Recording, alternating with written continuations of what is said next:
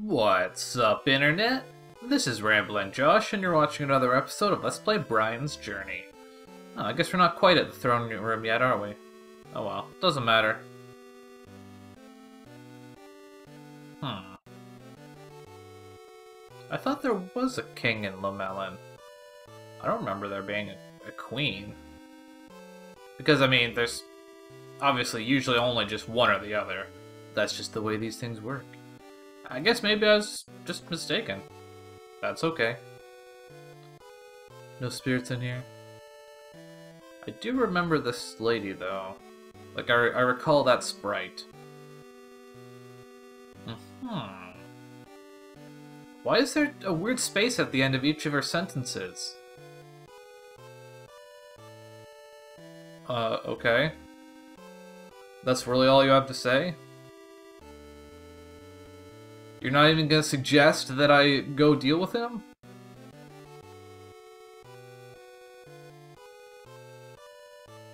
That's really all you have to say is like, hey, I heard you're pretty awesome. Did you know that there's a bad guy in the south?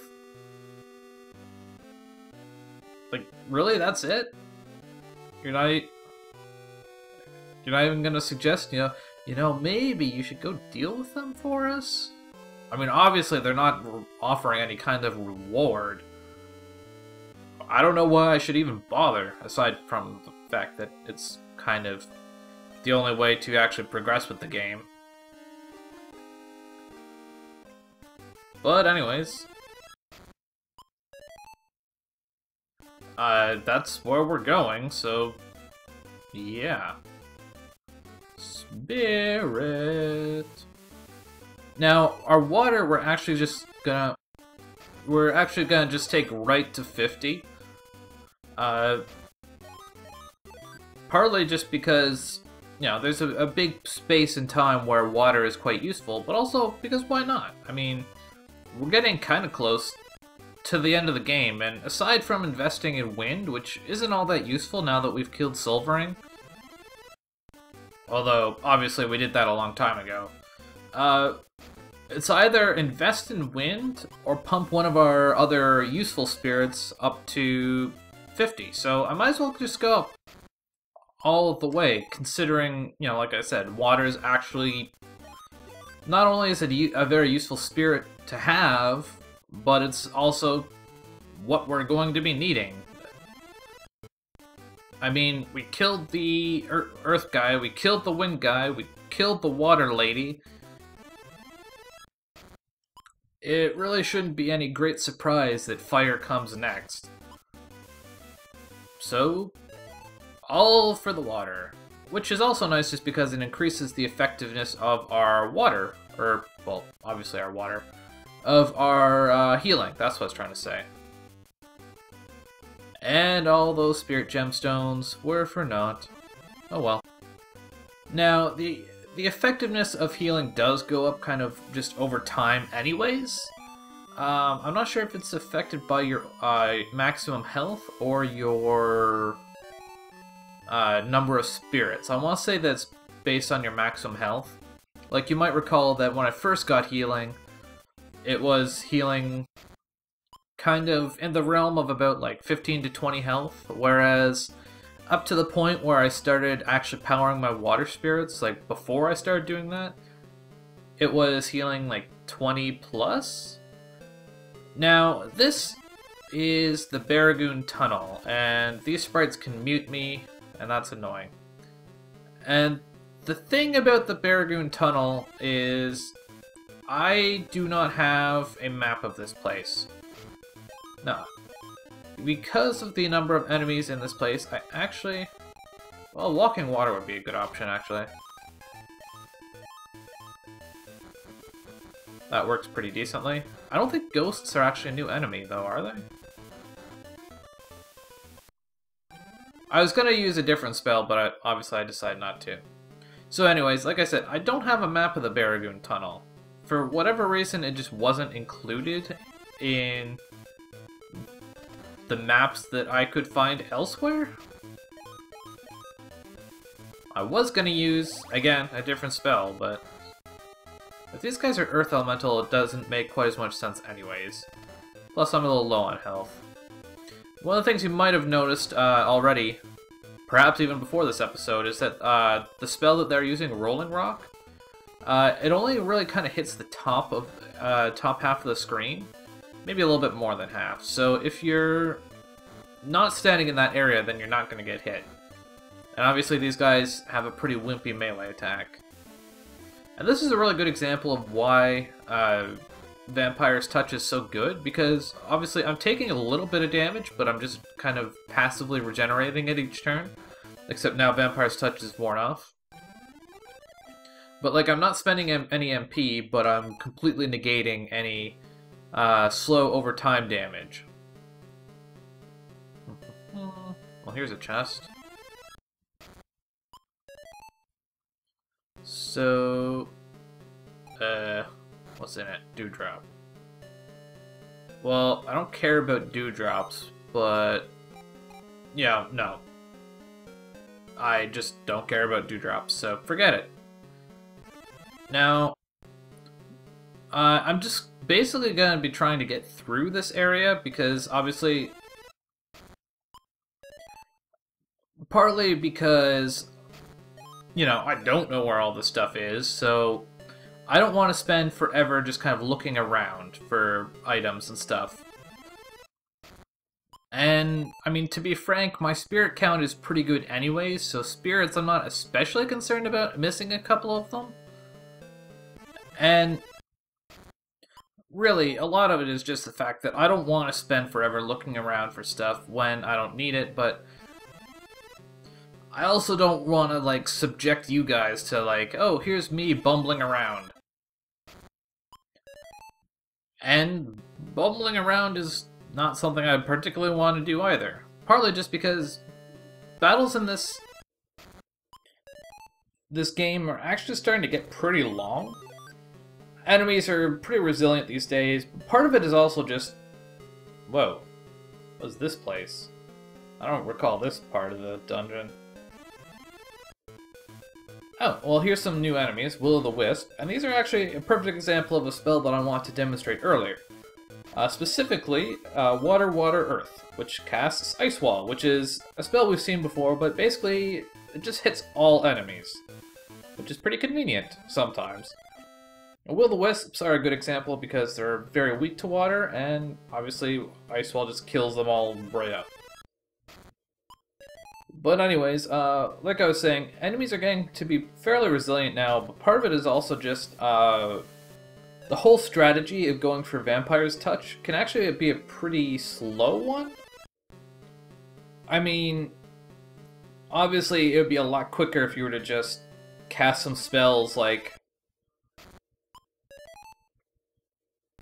just spamming Ice Wall every battle. That's going to be quicker, but I don't care about replicas.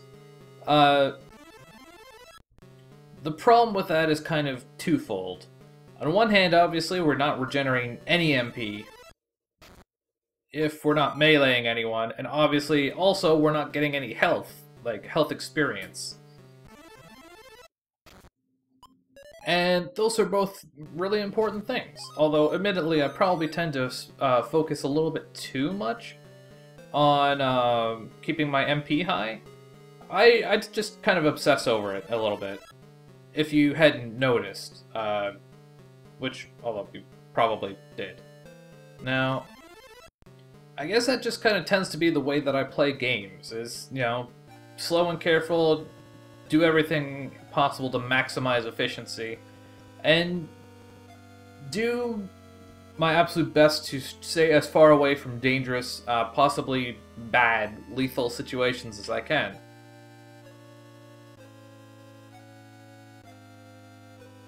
Wait, Lavar rules the world now?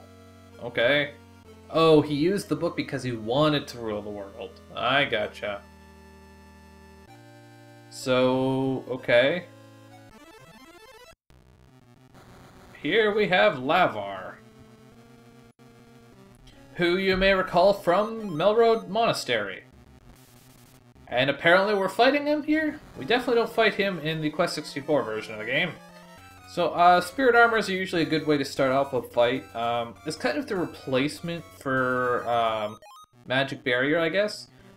And honestly, in this game at least, it works maybe even better just because it works against all attacks, not just magic. Even though it just reduces damage instead of removing it entirely. Anyways, our best bet for single target damage at this point is probably Ice Knife. It's a water spell, and we have 50 water spirits, so that's going to help it quite a bit. And I don't think this guy is technically fire elemental, even though all he used was fireball.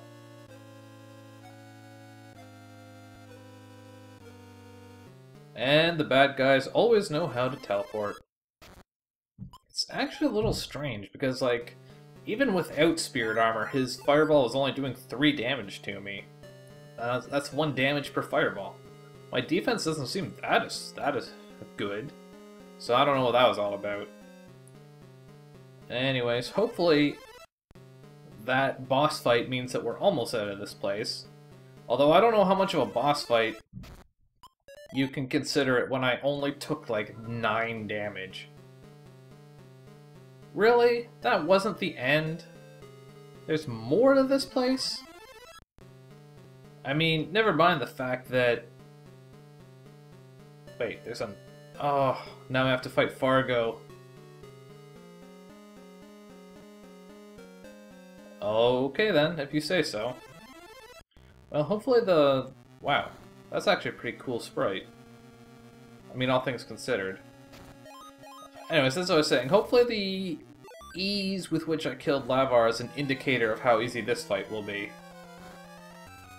1 damage. Wow, wow. Well, 400 damage is pretty significant.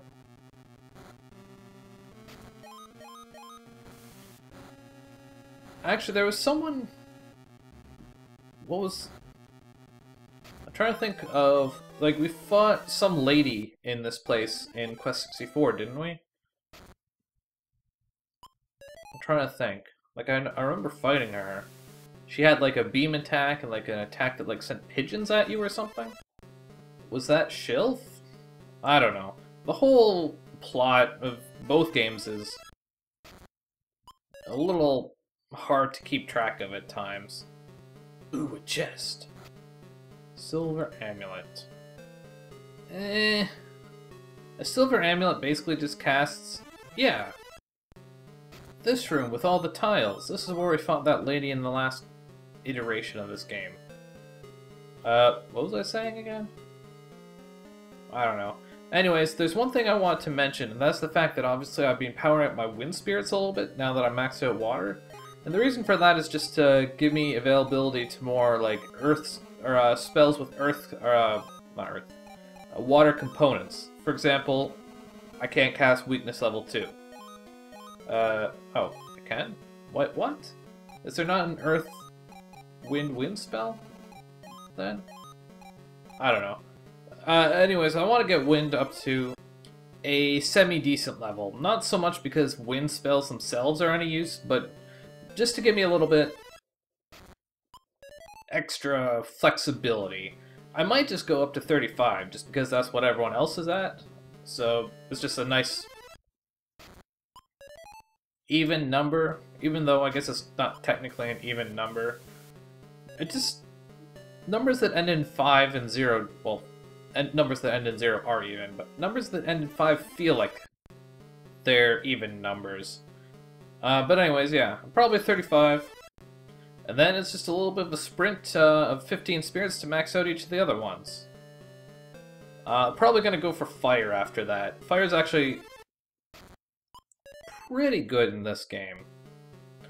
I've been a little neglectful with my whole keeping my health and MP high a little bit. I just want to get out of this dungeon. So I've been kind of spamming spells a little bit to go through the fights a little bit quicker. Anyways, that's the end of the Baragoon Tunnel. You're gonna let me rest here, right? Good. Keep it that way.